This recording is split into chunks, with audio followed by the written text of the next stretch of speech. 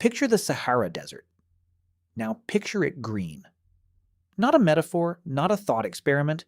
an actual documented period in human history when one of the driest, most hostile places on the planet was instead a sprawling savanna dotted with lakes, rivers, hippos, giraffes, and crocodiles, soaked by monsoon rains that fell so consistently for so many thousands of years that early humans built entire settlements directly into rock shelters carved by water that no longer exists there today. That period is called the African Humid Period, and it ran for roughly 10,000 years. Rain that, in some regions, simply never seemed to stop, and the humans living through it didn't just survive. They thrived, painted thousands of images of swimming figures and water buffalo onto cave walls, and left behind a genetic and archaeological record so detailed that scientists are still extracting ancient DNA from their bones today, piecing together exactly who these people were and how they managed to build entire lives around a climate that has since completely vanished from the region without a trace of its former lushness remaining. So here's the actual question worth asking. How do you survive endless rain when you have no concrete, no waterproof tarps, no rubber boots, and no umbrellas? When the sky simply doesn't stop, season after season, sometimes for years at a stretch, with no forecast and no warning of when it might finally let up? The answer involves geological water reservoirs hidden underground, animal hides engineered with more precision than people realize, entire civilizations whose survival depended on a single river's flood cycle, and the genuinely fascinating reality that for our ancestors, rain wasn't always the enemy. Sometimes it was the entire reason civilization became possible at all, rather than the catastrophe most modern people instinctively assume it must have been. Let's start with the most basic problem rain creates, because it's not actually the wet part, it's the cold. Hypothermia, not drowning, is the primary threat posed by sustained rainfall in most environments, especially in temperate or cooler climates where ancient humans spent enormous stretches of their evolutionary history before ever migrating into warmer regions. Wet skin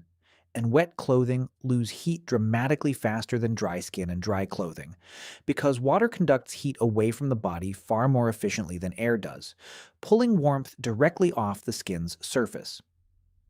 A human can survive surprisingly cold air temperatures as long as they stay dry. The same human, soaked through in identical conditions, can deteriorate into dangerous hypothermia within just a few hours, even in temperatures that wouldn't otherwise be life-threatening on their own.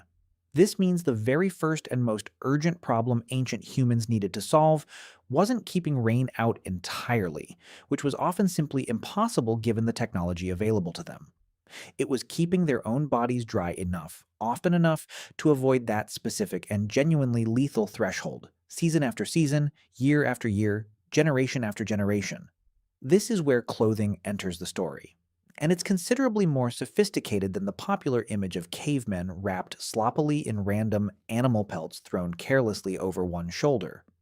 Tailored animal skin clothing, carefully scraped, stretched, and treated through a labor-intensive, multi-step process, provided both genuine waterproofing and meaningful thermal insulation, a combination modern outdoor gear companies still spend enormous research budgets trying to replicate with synthetic materials today,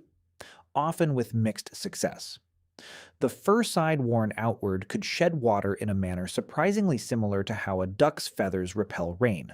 while the inner hide layer trapped warm air directly against the skin, creating a kind of early thermal envelope that modern layered clothing systems still essentially mimic. Some cultures developed methods of treating hides with animal fats and oils specifically to enhance water resistance further, effectively creating an early form of waterproofing treatment using nothing more than rendered fat rubbed methodically into the leather over repeated applications spread across days. None of this happened by accident or trial alone, discovered once and then forgotten. It represented generations of accumulated, carefully tested knowledge passed down. Through direct teaching and observation, knowledge about exactly which animals produced the most water-resistant hides exactly how those hides needed to be processed and cured before use, and exactly how garments needed to be cut and stitched to keep water from finding its way in through seams, gaps, and stitched edges that hadn't been properly sealed.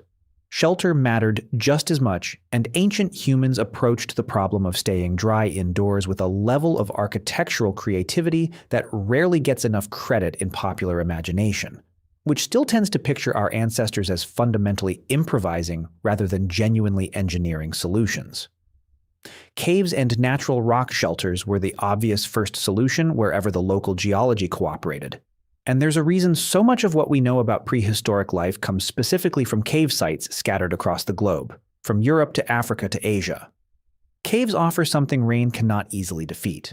an already complete, naturally engineered roof carved by water and time long before any human ever needed it, with walls thick enough to stay dry regardless of how long a storm lasted outside or how heavily it fell against the surrounding rock.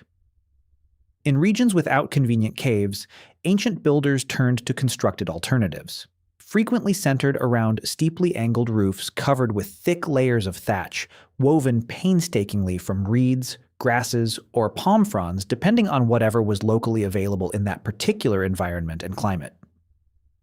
The steep angle wasn't a stylistic choice made for appearances or tradition alone. It was functional engineering, refined over generations of trial and error. Water runs off a steep slope far faster than it can pool and seep through, and a properly layered thatch roof, with each successive layer overlapping the one below it like shingles on a modern house, channels water continuously downward and off the edge before it ever has the chance to soak all the way through to the living space underneath and ruin whatever was stored inside. Some cultures built dwellings with raised floors specifically to handle prolonged or seasonal flooding, lifting the entire living area above the waterline using support posts driven deep into the ground, an architectural solution that shows up independently across wildly different climates and continents, from stilt houses scattered throughout Southeast Asia to pile dwellings recorded across parts of prehistoric Europe near lakes and rivers, built by people who never had any contact with each other yet arrived at remarkably similar conclusions. The logic is identical everywhere it appears, regardless of who developed it or when in history. If you can't stop the water from coming, simply build above where the water is actually going to end up when it arrives in force. Drainage channels dug around the perimeter of a settlement, even crude ones scraped out with simple digging tools made from wood, bone, or stone, could redirect runoff away from living spaces and storage pits, preventing the kind of standing water that would otherwise rot food stores, ruin bedding, and create a genuinely miserable, disease-prone living environment for everyone forced to remain there through a long, sustained wet season with no relief in sight. Now here's where the story shifts from simple survival tactics to something considerably more dramatic: entire ecosystems, entire ways of life, and eventually entire early civilizations that didn't just endure heavy rainfall but were actually built around it from the very beginning, shaped fundamentally by its presence rather than merely tolerating it. Roughly 14,500 to 5,000 years ago, the region we now know as the Sahara Desert experienced what scientists call the African humid period, frequently nicknamed the Green Sahara. During this stretch, the African monsoon pushed dramatically further north than it does today, delivering sustained, heavy rainfall across a region that is currently one of the driest, most inhospitable landscapes on Earth, a transformation that modern visitors to the desert would find almost impossible to believe ever happened there. The transformation was staggering by any measure available to researchers studying the sediment record.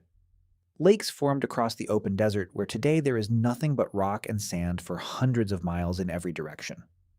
Rivers ran where there is now only endless dunes. Savannah grassland spread across territory that today supports almost nothing larger than scattered desert scrub clinging to survival. And ancient rock art discovered scattered across this region, first documented by a German explorer crossing the area by caravan in the mid-1800s, depicts a world that seems almost impossible to reconcile with the Sahara most people picture today. Swimmers, hippos, giraffes, elephants, and herds of cattle being driven by groups of hunters, painted onto rock surfaces in a landscape that today couldn't support a single one of those animals for more than a few hours before the heat and lack of water became fatal to any creature unfortunate enough to find itself stranded there. Human populations in the Sahara expanded rapidly during this wet period, settling into rock shelters like the one at Takarkori in southwestern Libya, where archaeologists have found nearly 5,000 years of continuous human occupation, layer after layer of accumulated daily life left behind in the sediment for researchers to carefully excavate, catalog, and interpret decades or centuries later. Researchers have even managed to extract ancient DNA from individuals buried at this site roughly 7,000 years ago, revealing a previously unknown North African genetic lineage that had remained isolated for thousands of years, quietly surviving and adapting through an environment most people today would assume was permanently, eternally hostile to sustained human life of any kind whatsoever. But the Green Sahara didn't last forever, and how it ended tells you almost as much about ancient human resilience and adaptability as how it began in the first place. The transition back to desert wasn't a single clean event happening suddenly overnight. Detailed sediment records from a basin in southern Ethiopia reveal that the ending was gradual, but genuinely turbulent, punctuated by repeated droughts lasting 20 to 80 years apiece. Recurring roughly every 160 years, interspersed with sudden bursts of extreme wetness that must have felt like a genuine reprieve before the rains failed yet again. An unstable climate flickering, back and forth before the region finally irreversibly dried out for good and settled into the desert we recognize today.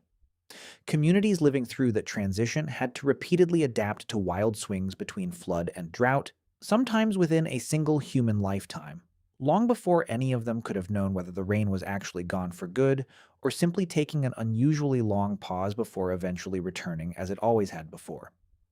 When the rains finally and permanently retreated around 5,000 years ago, populations didn't simply vanish into nothing or perish where they stood. They migrated, following the water as it withdrew southward and eastward across the continent, some moving toward the Nile Valley, some toward the Sahel,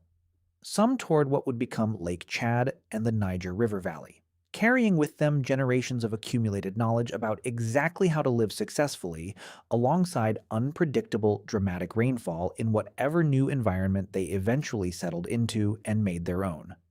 This pattern, entire civilizations rising and falling in direct response to the rhythm of seasonal rain, repeats itself dramatically elsewhere in the ancient world, and nowhere more clearly than with the Harappan civilization of the Indus River Valley,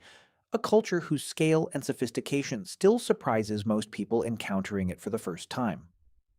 Around 4,500 years ago, strong, reliable monsoon rains allowed the Harappans to farm the wide floodplains of the Indus River and its tributaries, supporting large, genuinely sophisticated cities with organized urban planning and advanced sanitation systems that rivaled or exceeded anything else being built anywhere else in the world at that time. In a region of the Indian subcontinent that most Westerners, even today, rarely learn much about in school despite its considerable scale and remarkable engineering achievements. At roughly the same time, in regions further south on the Indian peninsula, lush vegetation supported a completely different way of life entirely. Hunter-gatherer communities who never needed to build permanent settlements at all, because the abundant natural environment around them, fed by reliable rainfall year after year without fail, simply provided enough food without requiring anyone to plant, irrigate, or store anything in advance against future scarcity. Then the monsoon weakened, gradually at first and then more dramatically as the decades wore on. And the entire balance of the region flipped almost completely within a relatively short span of time, upending ways of life that had remained stable for centuries beforehand. The Harappans' agriculture, which had depended entirely on those strong, predictable seasonal rains arriving reliably on schedule every year, began to fail across the floodplain as the rains grew thinner and less dependable, and their once thriving cities were progressively abandoned in favor of smaller settlements clustered in the foothills of the Himalayas, closer to whatever water sources remained reliable as the broader regional climate continued to shift beneath them. Meanwhile, the southern peninsula, which had previously supported easy hunter-gatherer life through sheer natural abundance with comparatively little effort required to sustain it, became noticeably more arid as the rains shifted southward and away, and the people living there were pushed toward an entirely new strategy out of pure necessity: permanent farming settlements, something they had never needed before the climate forced their hand into a fundamentally different way of organizing their entire society. One civilization collapsed because the endless rain it depended on disappeared from the region it had built its entire existence around. Another one was born specifically because the easy natural abundance it depended on dried up at almost the exact same historical moment elsewhere on the same subcontinent. Rain, or its sudden and unwelcome absence, didn't just shape how individual people survived day to day in any given season. It directly shaped which entire way of life a region's population was eventually forced to adopt for generations afterward, reshaping social structures, settlement patterns, and economic systems in the process. There's also the matter of groundwater, a genuinely underappreciated piece of the survival puzzle that researchers have only recently begun to fully map out in detail using modern geological surveying techniques unavailable to earlier generations of scientists. A study focused on East Africa's Rift Valley, the so-called cradle of humanity, where our ancestors evolved over roughly 5 million years through countless generations of gradual adaptation, found that human survival through harsh arid stretches may have depended heavily on networks of natural springs. Not simply on rainfall itself or on the rivers and lakes that rainfall directly fed at the surface during wetter periods. These aren't small, occasional trickles of water barely worth noticing or mentioning. Researchers specifically studied large, substantial outflows of groundwater naturally buffered against the worst swings of climate change precisely because of the underlying geology involved in storing and gradually releasing it over time. Certain types of rock can quietly store rainwater that falls during wetter periods, and then release it slowly and steadily over the following years, even through extended stretches of drought when the surface rainfall itself becomes unreliable or disappears entirely for years on end without any sign of returning. This means our ancestors weren't solely dependent on whatever rain happened to be falling on any given week or month of any given year, vulnerable to every fluctuation in the weather. They were, whether they consciously understood the underlying geology behind it or simply recognized the practical pattern through direct experience, relying on a slow-release natural reservoir system that had been quietly filling and emptying for millennia, smoothing out the wild unpredictability of the rainfall itself into something closer to a dependable, if modest, year-round water supply that could be counted on even during the leanest stretches. This detail matters enormously for understanding the bigger picture of how ancient humans handled extreme and unpredictable rainfall over many generations of accumulated experience, because it reveals that survival was never simply about whether rain fell predictably or not in any given season alone. It was about whether a given landscape had the right underlying geological features to store and slowly redistribute that rain across the inevitable dry stretches that always followed eventually, regardless of how wet the preceding years had been.